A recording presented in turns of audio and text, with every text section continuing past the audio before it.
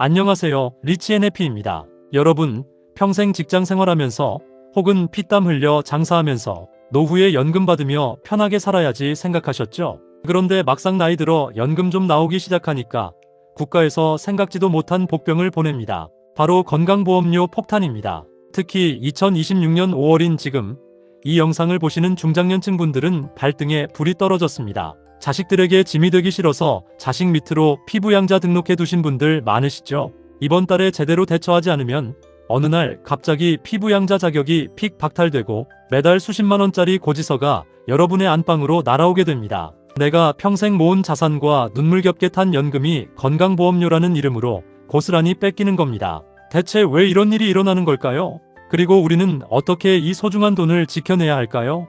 오늘 그 지독하고 냉정한 현실을 낱낱이 파헤쳐 드리겠습니다. 오늘 영상은 여러분의 노후 자산을 지키는 가장 중요한 영상이 될 것입니다. 끝까지 시청해 주세요. 자, 먼저 가장 두려운 피부양자 자격 박탈 기준부터 정확하게 짚고 넘어가겠습니다. 정부가 건보료 부과 체계를 개편하면서 그 기준이 눈이 번쩍 뜨일 정도로 깐깐해졌습니다. 핵심은 딱 두 가지입니다. 바로 소득과 재산입니다. 첫 번째, 소득 기준입니다. 현재 연간 합산소득이 2천만 원을 초과하면 자녀의 피부양자에서 무조건 탈락입니다. 여기서 말하는 소득에는 여러분이 매달 받는 국민연금, 공무원연금 같은 공적연금뿐만 아니라 이자소득, 배당소득, 그리고 사업소득이 전부 포함됩니다.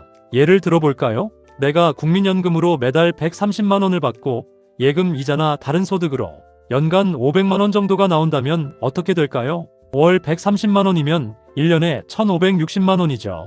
여기에 500만 원을 더하면 2,060만 원이 됩니다. 정부가 정한 기준인 2천만 원을 단 돈 60만 원 초과한 겁니다. 그러면 어떻게 될까요? 국가에서는 어라, 이 사람 소득이 2천만 원 넘네, 부자구나 하면서 피부양자 자격을 즉시 박탈해버립니다. 연금을 많이 받으면 행복할 줄 알았는데 도리어 건보료 폭탄의 부메랑이 되어 돌아오는 이 기가 막힌 현실을 여러분은 알고 계셨습니까? 두 번째는 재산 기준입니다. 에이, 나는 연금 얼마 안 돼서 소득 기준은 통과해야 하시는 분들도 방심하시면 안 됩니다. 소득이 연간 1,000만 원을 넘는 상태에서 내가 가진 집이나 토지의 과세표준 재산이 5억 4천만 원을 초과하면 이 역시 피부양자에서 탈락합니다. 재산이 9억 원을 초과하면 소득이 아예 없어도 무조건 탈락이고요. 여기서 억울한 사태가 발생합니다. 서울이나 수도권에 은퇴 전에 마련한 아파트 한 채 달랑 가지고 계신 분들 많으시죠? 은퇴 후에 다른 소득은 하나도 없고 오직 집 한 채뿐인데 부동산 가격이 올랐다는 이유로 과세표준이 5억 4천만 원을 넘어가 버리는 겁니다. 소득은 없는데 국가에서는 집값을 기준으로 지역가입자로 전환해버리고 매달 20만 원, 30만 원씩 건강보험료를 내라고 고지서를 보냅니다.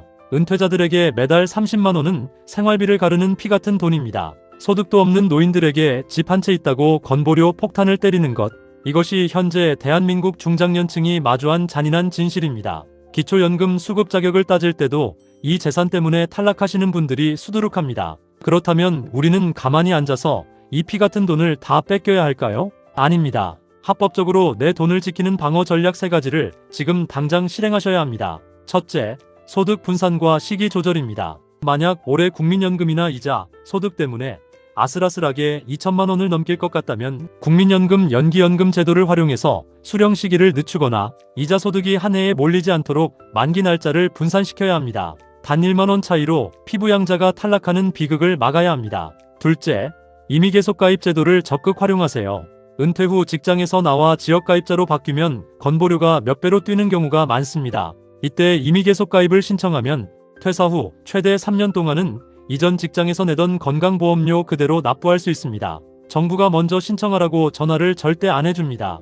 여러분이 직접 공단에 신청하셔야 합니다. 셋째, 재산 명의를 점검하세요. 부부 공동명의나 자녀와의 지분 분할을 통해 인위적으로 과세표준을 낮추는 것도 방법입니다. 내 명의로 된 자동차나 불필요한 자산이 있다면 과감히 정리해서 건보료 점수를 낮추어야 합니다. 시청자 여러분, 자본주의 사회에서 모르는 것은 곧 죄가 되고 그 대가는 나의 지갑에서 고스란히 나갑니다. 오늘 말씀드린 건보료와 피부양자 자격 기준을 부디 가볍게 넘기지 마시고 내일 당장 국민건강보험공단에 전화하시거나 홈페이지에서 나의 예상소득과 재산 점수를 확인해 보세요. 아는 만큼 지킬 수 있고 지키는 만큼 우리의 노후가 리치하고 해피해집니다. 오늘 내용이 평생 모은 자산을 지키는데 조금이나마 도움이 되셨다면 주변의 건강보험료 걱정하시는 동년배 친구분들에게 이 영상을 꼭 공유해주세요. 여러분의 공유 한 번이 친구분의 소중한 연금을 구할 수도 있습니다. 구독과 좋아요, 알림 설정은 여러분의 노후를 지키는 가장 똑똑한 습관입니다. 지금까지 리치앤해피였습니다. 감사합니다.